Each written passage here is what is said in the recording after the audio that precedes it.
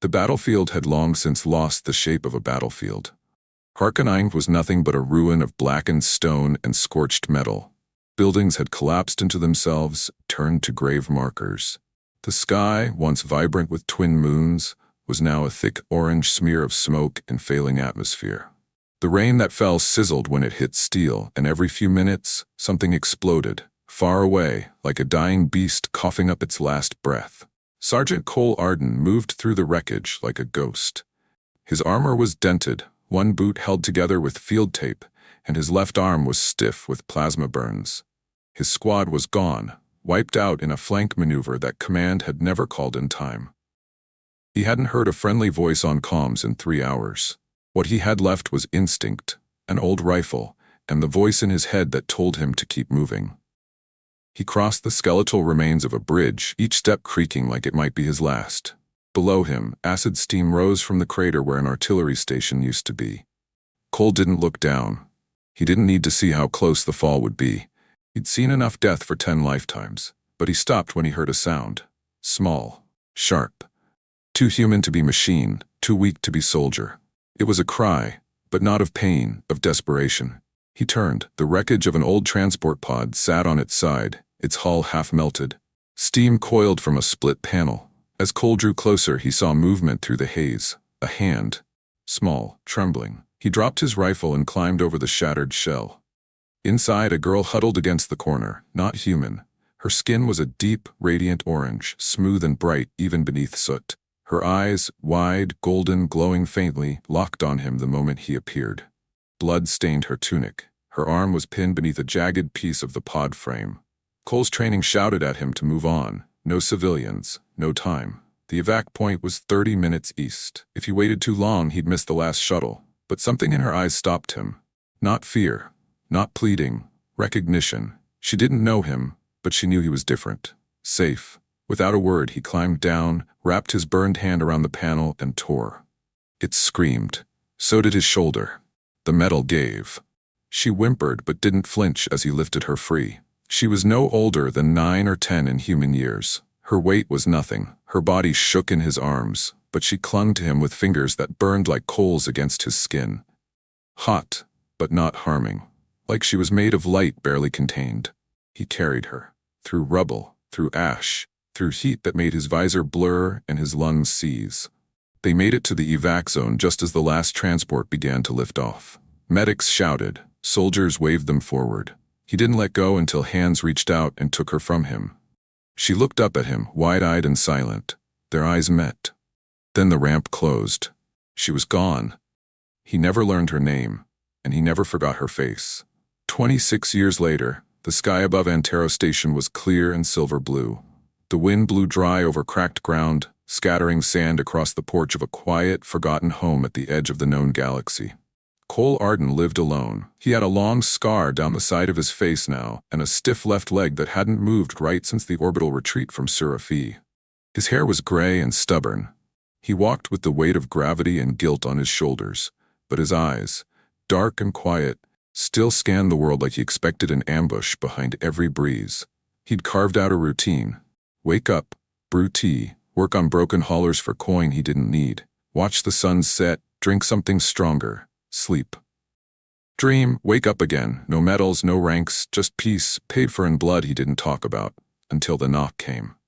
He heard it late in the morning, solid, measured, not urgent, not aggressive, but intentional. When you've survived a war, you learn the language of sound. This was not a merchant or a traveler. This was someone with purpose. He opened the door, and his heart stopped. She stood there, older now, taller, cloaked in fine cloth that shimmered like starlight over her orange skin. Her eyes, still that same brilliant gold, met his again. But they weren't the eyes of a child anymore. They held storms and cities and secrets. She didn't speak for a moment. Then, my name is Oren Valti, she said softly. Queen of the Emberborn Accord, I have searched 2 decades to find you. He said nothing. She stepped closer. You saved me, Sergeant Cole Arden. He stared at her. That was a long time ago. For you, she said. For my people, that act echoed into law. He raised an eyebrow. She took another step. Her voice, still gentle, now bore weight like a falling star. By the doctrine of flame and rescue, the moment you lifted me from that fire, We were bound. His breath caught. Bound how? Her lips curled into the faintest smile. You are mine, Cole Arden, and I am yours. And just like that, the quiet life he'd built cracked open, and the past stepped through the door, wearing a crown and a name he'd never known he needed. Cole didn't move. He stood in the doorway, boots planted, one hand still gripping the rusted doorknob like it was the last steady thing in the universe. A breeze swept across the porch, kicking up dust that swirled between them like memory. And still she waited, her golden eyes steady, unwavering. She was taller now than he remembered, regal even in silence, wrapped in silks patterned with ancient sigils that shimmered when they caught the light. A circlet of sun metal rested above her brow, not ostentatious, just inevitable. Like it had always been meant to be there. Finally, Cole stepped back and motioned her inside with a nod. She crossed the threshold without hesitation. He watched her take in the cabin with a kind of soft reverence. The worn wood floor, the battered gear stacked near the hearth. The one photograph of his old squad nailed to the wall, curled at the edges from years of heat. Everything about the place spoke of solitude, of distance. She walked slowly to the center of the room, removing her cloak with a grace that felt too practiced. Her arms were bare now, toned, marked with faint glowing lines that pulsed in harmony with her breath. She set the cloak gently over the back of a chair and turned to face him. Cole moved to the counter, busied himself with the old kettle as if the act of boiling water could keep his thoughts from boiling too. Her voice reached him softly from behind. I expected more weapons. I don't need many, he replied. Not these days. She stepped toward the counter, her movements light. Most who save royalty do not spend the rest of their lives fixing broken haulers in the middle of nowhere. I wasn't saving royalty, he said, pouring water into the kettle with slow precision.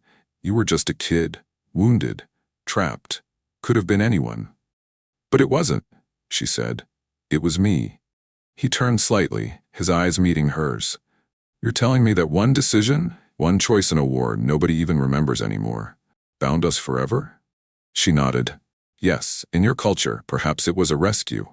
In mine, it was something deeper. Our oldest laws, written long before my kind traveled stars, recognize the fire of life binding. When one soul reaches into certain death to pull another free, and does so without seeking reward, a thread is formed, a permanent bond, between your spirit and mine. He looked at her as though seeing her for the first time, the poise, the strength, the gravity she carried. And still the trace of that lost girl in her eyes, the same gaze he remembered from a dying battlefield long ago. That's some ancient poetry, he muttered. She tilted her head. It's more than that. You didn't just save me, you changed the course of our lineage. When I returned to my people, they named me Queen of the Emberborn not for my blood, but because the fire did not take me. Because a stranger carried me through it. Because fate chose us. He turned away again, leaning on the counter with both hands. The kettle hadn't even begun to hiss.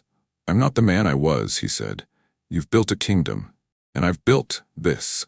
He gestured to the small space. I've spent years trying to forget that war, trying to forget the things I did, the things I couldn't stop. You never tried to forget me, she said gently. He didn't respond. She stepped closer. You saved my life, not because I was valuable, not because I was special, just because I needed saving. And that truth is what makes the bond unbreakable. He turned to her finally. What do you expect of me, Oren? I expect nothing, she said, but I hope for everything. And in that moment, there was no royalty between them, no rank, no crown. Just the heavy silence of something vast and old awakening between two people who had only just begun to understand what they were to each other. He took a breath. I still have no idea what I'm supposed to do with this. Then let's find out together. The kettle began to whistle. The next morning, Cole found her already outside, standing barefoot in the soil, eyes closed, facing the rising sun. She wore one of his old shirts, sleeves rolled up, her hair loose and catching the light like it had been set ablaze from within. She didn't move when he stepped onto the porch. Wasn't sure you'd still be here, he said. She opened her eyes slowly. The bond doesn't let me run, it only draws me closer. He scratched at the back of his neck. And if I'd asked you to leave? I would have, she replied, but I would have come back, eventually. He stepped down into the dirt beside her. The air was crisp, the scent of dew clinging to the few stubborn trees that had managed to grow despite the harsh soil. The fields stretched wide and empty, untouched by machines. It was a quiet world, one forgotten by most of the galaxy, just the way he liked it. He looked at her now, really looked. Not as the girl he once saved, not even as a queen, but as someone who had chosen him in return. "You said we're bound," he said after a moment. "What does that mean, day to day?" She smiled gently.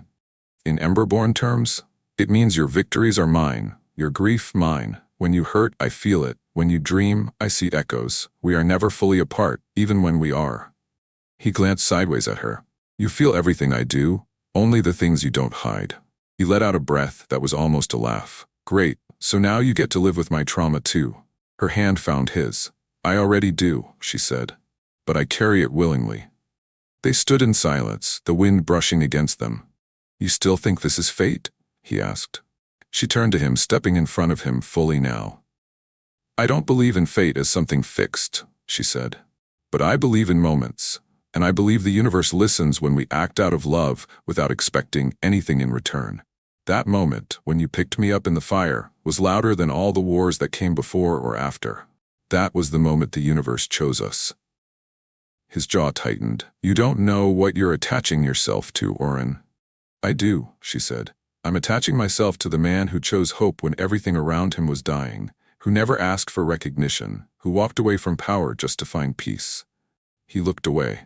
"I'm not that man anymore." She placed a hand over his heart. "You're more." And for a long while, neither of them moved. Not because they were frozen, but because something sacred was unfolding between them, quiet, unspoken, real. And Cole knew, without needing confirmation, that something in him, something long buried, had begun to breathe again. Cole didn't remember falling asleep, but when he awoke the next morning he could feel her presence before he saw her. Not the warmth of her skin or the sound of her breath, something deeper, subtler. A hum beneath the ribs. A pressure in the air, not heavy, but watchful. The cabin was quiet, the kind of quiet that settles only when it's being shared. He rolled out of bed slowly, stiff from the years and the ghosts.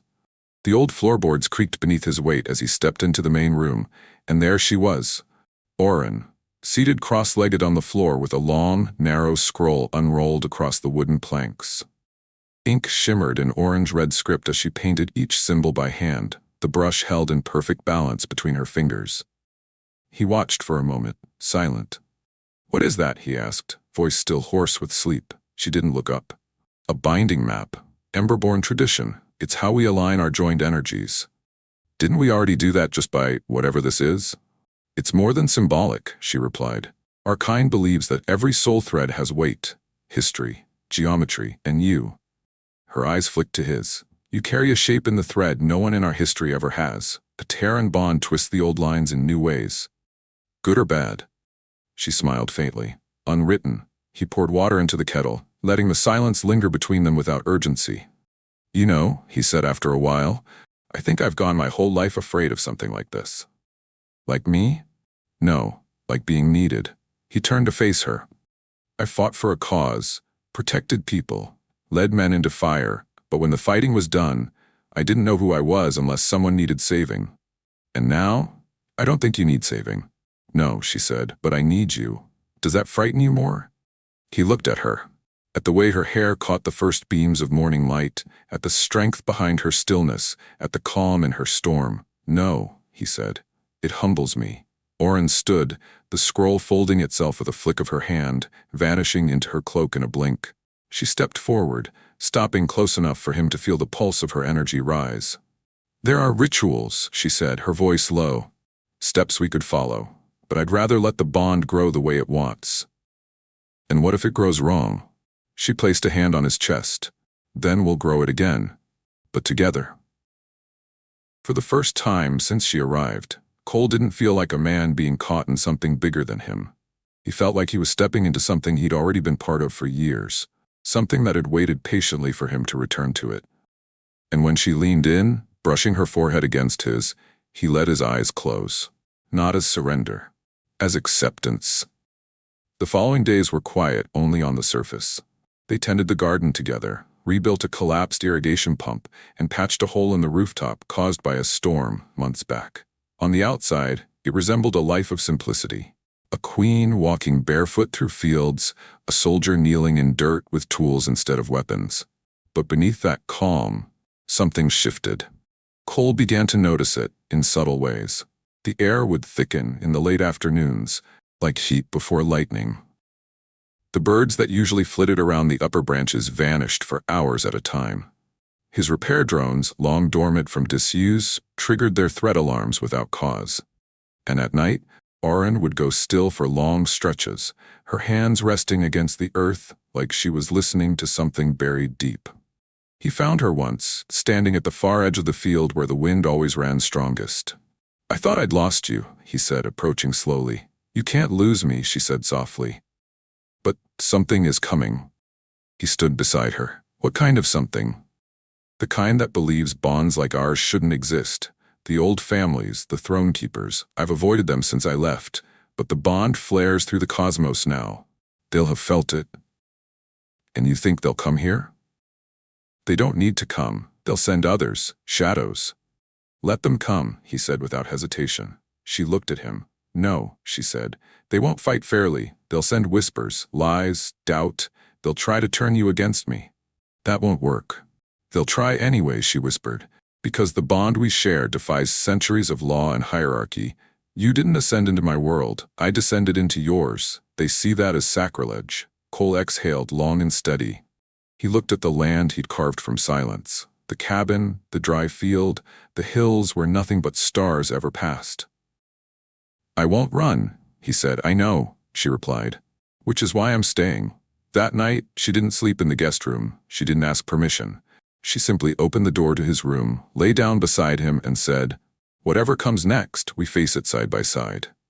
He didn't answer with words. He reached for her hand beneath the covers and held it tight. And somewhere in the far distance, something ancient turned its gaze toward them. Not with love, but with fear. 3 weeks passed. The skies stayed clear, the crops began to bloom, and Auron laughed more. She learned the rhythm of the land and matched it step for step, her hands no longer those of a queen. They were calloused now, steady, honest. Cole watched her teach local kids how to braid emberborn thread for strength charms, and they listened as if she were some gentle god of fire, disguised in mortal cloth. But in the evenings, when the light began to bleed from the sky and shadows ran long over the ridges, she changed. She would sit out by the old well, motionless, and close her eyes for hours, listening to vibrations in the soil that no one else could hear. And Cole knew, this wasn't just intuition, it was instinct. Something ancestral had begun to stir, and she was bracing herself against it. It began with the dreams. Cole would wake in the dead of night with a shudder, not from nightmares of war or regret like before, but from hers. His pillow damp from sweat, her breath caught in her throat beside him as if her dreams had claws. Sometimes she whispered names in the ancient tongue of her people, names Cole didn't recognize but felt like wounds just hearing. On the 7th night she woke screaming. He held her tight as her body trembled against his. Her skin, always warm, burned hotter than usual, as though fire rippled beneath it. "They're digging beneath us," she whispered into his chest. "Not here, not physically, but beneath the bond. They're pulling on it, testing the root." Cole pulled back to meet her gaze. "Who?" "The seers. The elders who still believe in the old order. They've sensed it, our union. They're afraid it might unmake their caste." "And what does that mean for us?" She closed her eyes. "They'll send a judgment." He stiffened. "What the hell's a judgment?" "It's not a person. It's a binding echo, a memory made into flesh, an emberborn wraith, crafted by ancestral fury, given form through forgotten rites. It finds the link, tests it, tries to break it. If the bond fails the test, the souls are unthreaded, violently, permanently." Cole stared at her, heat rising in his gut like a slow, crawling fury. "Why the hell didn't you tell me this sooner?" "Because I thought they would relent," she said, "that the world had moved on, that they'd see what we are and leave us to live." "Yeah, well," he muttered, standing and grabbing the plasma torch from the cabinet. "The universe doesn't like happy endings without a fight." She rose to follow him, hand on his arm. "You can't fight the judgment with weapons." "I can try." She shook her head, voice firm. This is a soul test. It won't fight your body, it will fight your belief in the bond. Every doubt you've ever buried, it will use. Every wound you've refused to heal, it will press. He looked at her, jaw clenched. Then tell me how to win. You don't win, she whispered. You endure. Together. The next day the sky changed. A tier opened at the edge of the northern ridge. No storm, no ship, no wind, just a crack in the horizon. From it stepped a figure made of burning ash and bone, and the test had begun. It didn't speak. It didn't need to. The flame wraith moved like smoke, fluid, inevitable. Each step scorched the ground beneath it, turning dirt to black glass. Where it passed, air shimmered with pressure that bent sound, twisted vision. It wasn't a being. It was a judgment summoned from the collective memory of an empire that refused to die. Cole stood in front of Oren, his jaw clenched, hands balled into fists. He could feel the heat rising from the thing even from 10 yards away, but it wasn't physical heat. It was spiritual weight, like grief taking form. Oren touched his back, her voice soft but firm. Don't resist it, that gives it power. How do I fight what I can't touch? You don't. You let it show you what it must. You face it without turning away. The flame wraith raised a hand. Light exploded behind Cole's eyes, and suddenly he was no longer standing in the field. He was back in the trenches of Dreamar 4. Blood in his mouth, his sergeants screaming, his men dying. The battlefield folded around him, and the stink of burning flesh invaded his lungs. He tried to move, but his feet sank into mud. Familiar, red, wet. A child screamed in the smoke ahead. He knew this memory. He'd lived it. He'd survived it. He ran forward. The child's silhouette appeared through the haze, small and trembling. Orange skin, golden eyes. But it wasn't Oren. It was another Emberborn girl, the one he hadn't saved. The one he'd left behind because he hadn't seen her in time. Because he'd chosen a different direction. The flame wraith whispered into his mind, not with words, but with certainty. You failed her. You only saved one, not because of love, because of luck. No, Cole said aloud, that's not true. But the memory pressed harder. Now he was in the evac ship looking down at the girl as the doors closed. She was crying. He reached for her. Too late. Again. Oren's voice broke through the storm. Distant but firm. Cole, that's not who you are. Come back to me. He collapsed to his knees. The air shattered like glass. The wraith loomed over him, and then he stood, slow, steady. He looked the memory in its molten eyes. I know I didn't save everyone, but I saved her. I saved the girl who found me again, who chose me again, and I choose her. I carry the dead with me, yes, but they do not chain me. My soul is hers, not yours. The wraith shrieked. Fire rippled outward. The field cracked, and then silence. Cole stood in the dust, alone, and Oren walked toward him from the edge of the ridge. The light around her pulsed gold. The bond flared between them, visible now, a living tether of orange and ember threading their chests. She ran to him, and they collided, not just in relief, but in recognition. It's over, she whispered into his shoulder. No, he said. It's just beginning. And overhead, the sky that had cracked and wept before, now bowed, calm and unbroken. After the flame wraith vanished, the earth held its breath. For hours, the wind refused to return, as if even the world itself waited to see what Cole and Oren would do next. Their souls had endured, passed through fire and doubt, but something deeper had shifted, something beneath the bond, beneath even the vow. They had been seen by the ancient powers, and now others would see them too. By the following day, Emberborn emissaries arrived. They descended from the sky in ships shaped like falling stars, silent and cloaked in red light. Tall figures draped in ritual garb stepped out onto Cole's farmland without asking permission. The local ground dried under their boots, as if the heat of their traditions scorched away any welcome. Oren met them in the field, her crown left behind, her sleeves rolled high, her bare feet stained with dust. She stood not as queen, but as truth. Cole stood beside her with arms folded, not as her guardian, but as her equal. One of the emissaries, a priest with eyes like volcanic stone, stepped forward. He bowed, but it wasn't deep. We felt the bond flare, he said, and the judgment failed to sever it. You have declared yourself. I never hid, Oren replied. You just refused to look where I walked. The council will be displeased. They already were. The emissary's gaze moved to Cole. And you carry Embermark now. You bear the memory of the wraith. You are, by law, one of us, but you are not of us. No, Cole said, but I didn't ask to be, and I didn't ask to be bound either. Yet here I am, still breathing. The emissary's mouth twitched. The council may choose to recognize the bond as legitimate. Not their choice, Oren interrupted, stepping forward. They're too late. We survived the test. That makes it real, no approval needed. You mean to remain in exile? I mean to live, not ruled, not feared, with him. The emissary hesitated. Then you accept the consequences. I accept nothing less than my freedom, she said, and I will not abandon the one who saved it. There was silence. Then at last the emissary bowed deeper than before. You will not be disturbed again, he said. But know this, history has no patience for love that changes the order of things. I'm not here to make history, Cole said, stepping beside Oren. I'm here to build a future. The emissaries left that night. And when their ships vanished into the dark, Oren turned to Cole and smiled. We're free. Were we ever not? He asked. She leaned her head against his shoulder. Yes, she whispered, but now even the stars can't deny us. Months passed. The world around them healed faster than either of them expected.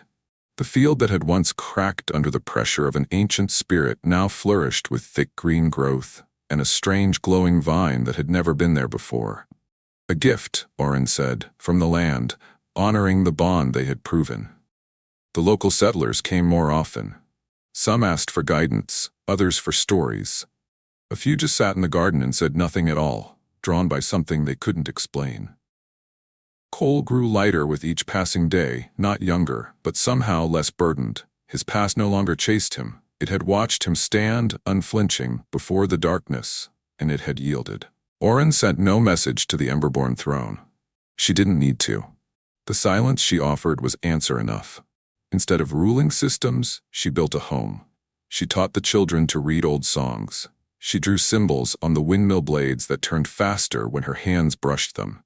And every night, when the stars rose, she and Cole sat on the roof of the cabin, hands intertwined, hearts beating in rhythm. You think we'll be remembered? He asked one evening, as they watched the moons rise together. Only by the right people, she said. And the others? They'll forget, she said with a smile. That's their punishment. He kissed her hand. The mark on his wrist, hers, glowed faintly with every touch. I used to think saving you was a fluke, he admitted. Just something that happened in a moment of instinct, but now? She turned her face to his. Now I think it was the one thing I did that truly mattered. She pulled him close. It mattered because it was real, and nothing real ever fades. Below them, the wind moved through the fields, threading the plants with fireflies and ashlight. The land didn't just accept them, it remembered them. Bound not by war or power or politics, but by love that refused to be broken.